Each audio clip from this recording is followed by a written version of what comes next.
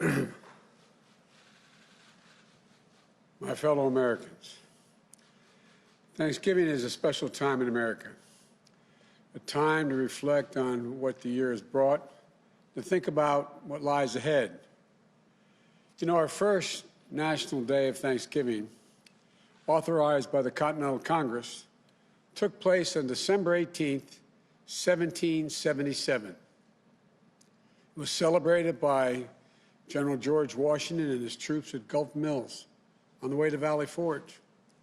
And it took place under extremely harsh conditions and deprivation, lacking food, clothing, shelter. They were preparing to ride out a long, hard winter. And today, you can find a plaque in Gulf Mills marking that moment. Here's what the plaque reads. It says, "This Thanksgiving, in spite of the suffering, showed the reverence and character that was forging the soul of a nation." Forging the soul of a nation. Faith, courage, sacrifice, service to country, service to each other, and gratitude even in the face of suffering have long been part of what Thanksgiving means in America. You know, looking back over our history, you see that it's been in the most difficult circumstances that the soul of our nation has been forged.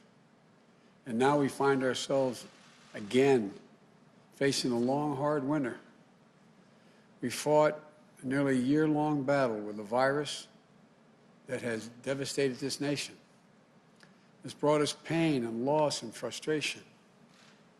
And it's cost so many lives. 260,000 Americans and counting. It's divided us, angered us, set us against one another. I know the country has grown weary of the fight. We need to remember we're at war with a virus, not with one another, not with each other. This is the moment where we need to steel our spines, redouble our efforts, and recommit ourselves to the fight. Let's remember, we're all in this together. Sounds trite to say it, but we're all in this together. For so many of us, it's hard to hear this fight isn't over. And we still have months of this battle ahead of us. For those who have lost a loved one, I know that this time of year can be especially difficult. Believe me, I know. I remember that first Thanksgiving, the empty chair, the silence takes your breath away. It's really hard to care. It's hard to give thanks. It's hard to even think of looking forward. And it's so hard to hope. I understand. I'll be thinking and praying for each and every one of you at this Thanksgiving, at your Thanksgiving table, because we've been there. This year we're asking Americans to forego so many of the traditions that we've long made this holiday, which made it so special. For our families, for 40-some years, we've had a tradition of traveling over Thanksgiving. Tradition that we've kept every year save one, the year our son Bo died. But this year, we'll be staying home. We've always had the big family gatherings at Thanksgiving. Kids, grandkids, aunts, uncles, brothers, sisters, and more. For the Bidens, the days around Thanksgiving have always been a time to remember all we had to be grateful for, and a time to begin to think about Christmas and begin even to do the Christmas list. But this year, because we care so much for each other, we're going to be having a separate Thanksgiving. For Jill and I, we'll be at our home in Delaware with our daughter and our son-in-law. The rest of the family will be doing the same thing in small groups. So I know how hard it is to forego family traditions. But it's so very important. Our country is in the middle of a dramatic spike in cases. We're now averaging 160,000 new cases a day. And no one will be surprised if we hit 200,000 cases in a single day. Many local health systems are at risk of being overwhelmed. That's the plain and simple truth. Nothing made up, it's real. And I believe you always deserve to hear the truth. Hear the truth from your president. We have to try to slow the growth of this virus. We owe it to the doctors and the nurses and other frontline workers, care workers, who've risked their lives, some lost their lives, put so much on the line in a heroic battle in this virus against it for so long. You know, we owe that to our fellow citizens who need access to hospital beds and care to fight this disease. We owe it to one another. It's literally our patriotic duty as Americans. It means wearing a mask, keeping social distancing, limiting the size of any group we're in. Until we have a vaccine, these are the most effective tools to combat the virus. Starting on day one of my presidency, we will take steps that will change the course of this disease. More testing will find people with cases and get them away from one another, slowing the number of infections. More protective gear for businesses and our schools to do the same, reducing the number of cases. Clear guidance will get more businesses and more schools open. We all have a role to play in beating this crisis. The federal government has vast powers to combat the virus. And I commit to you, I will use all of those powers to lead a national coordinated response. But the federal government can't do this alone. Each of us has a responsibility in our own lives to do what we can do to slow the virus.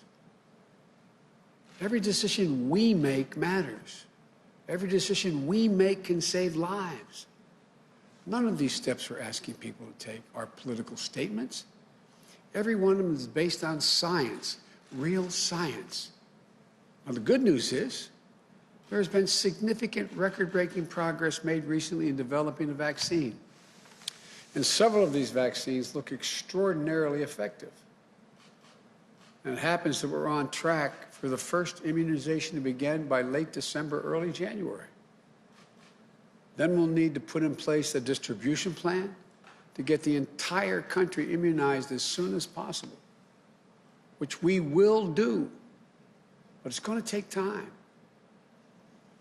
I'm hoping the news of the vaccine will serve as an incentive to every American to take these simple steps to get control of the virus.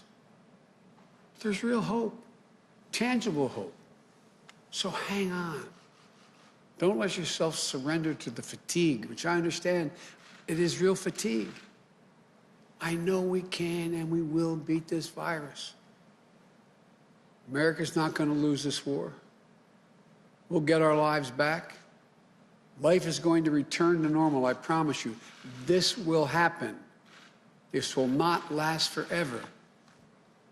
So yes, it's been a really hard year, particularly hard for over 250,000 people and their families. But I still believe we have much to be thankful for. There's so much to hope for, much to build on, much to dream of.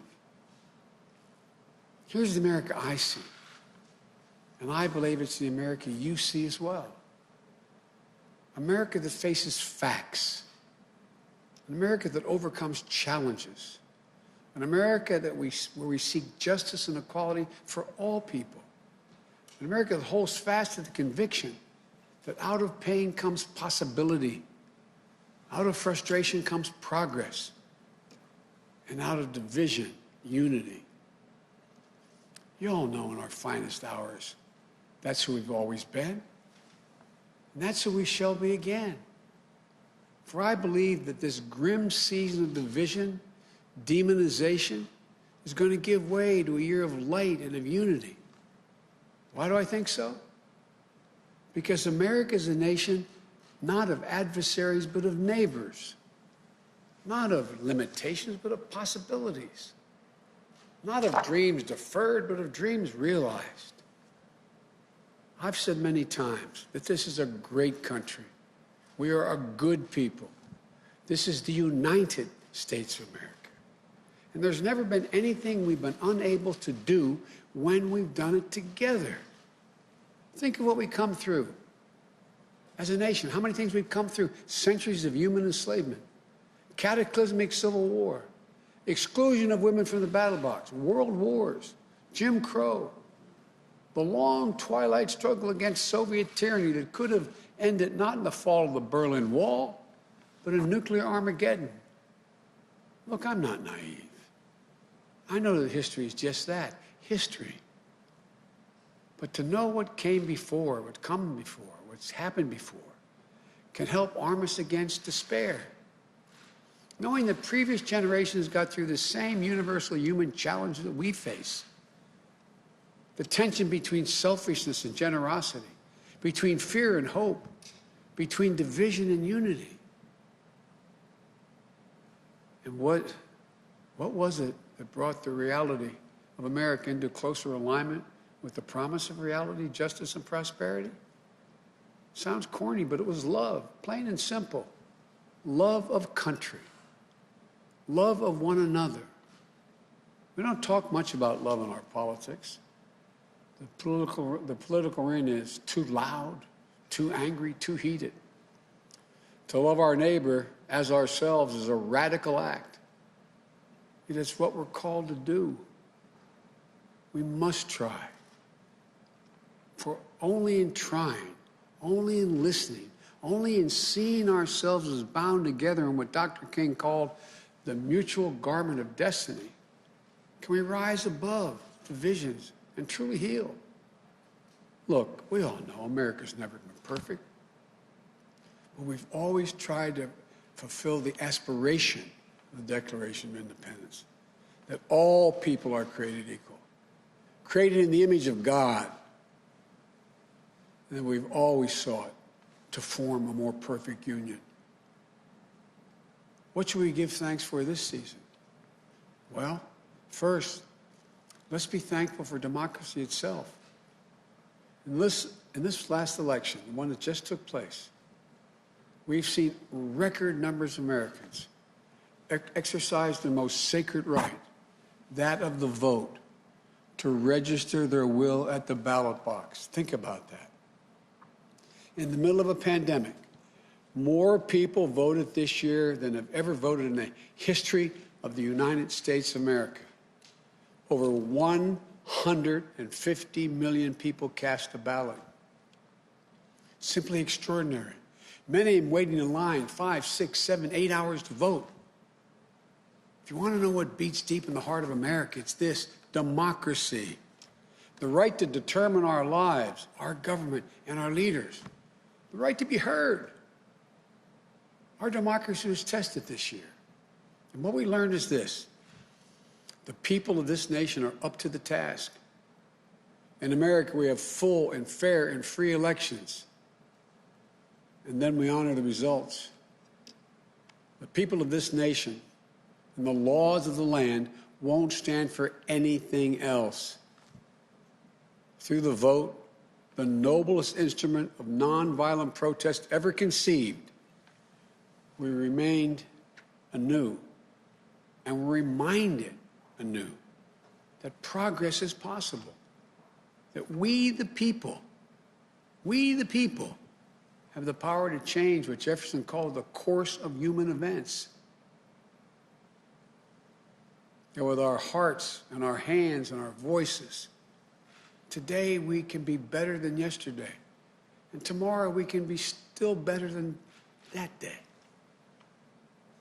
You know, we should be thankful, too, that America is a covenant, an unfolding story.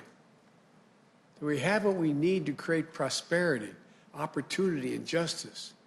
Americans have grit and generosity, a capacity for greatness, and reservoirs of goodness. We have what it takes. Now we have to act. This is our moment, ours together, to write a newer, bolder, more compassionate chapter in the life of the nation. The work ahead is not going to be easy. It will not be quick. You want solutions, not shouting. reason, not hyperpartisanship, light, not heat. You want us to hear one another again, see one another again, respect one another again. You want Democrats and Republicans and independents to come together and work together. And that, my friends, is what I'm determined to do. Americans dream big. As hard as it may seem this Thanksgiving, we're going to dream big again. Our future is bright. The fact I've never been more optimistic about the future of America than I am right now. I, honest to God, believe the 21st century is going to be an American century. We're going to build an economy that leads the world. We're going to lead the world by the power of our example, not just the example of our power. We're going to lead the world on climate and save this planet. We're going to find cures for cancer and Alzheimer's and diabetes. I promise you. We're going to finally root out systemic racism in this country. And this Thanksgiving, in anticipation of all the Thanksgivings to come, let's dream again. Let's commit ourselves to thinking not only of ourselves, but of others as well. For if we care for one another, if we open our arms rather than brandishing our fist, we can, with the help of God, heal. And if we do, and I'm sure we can proclaim the psalmist, with the psalmist who wrote these following words. The Lord is my strength and my shield, and with my song I give thanks to him. I give thanks now for you, for the trust you've placed in me. Together, we'll lift our voices in the coming months and years, and our song shall be of lives saved, breaches repaired, a nation made whole again. Folks, from the Biden family to yours, wherever and however you may be celebrated, we wish you a happy Thanksgiving. May God bless you, and may God protect our troops. Happy Thanksgiving.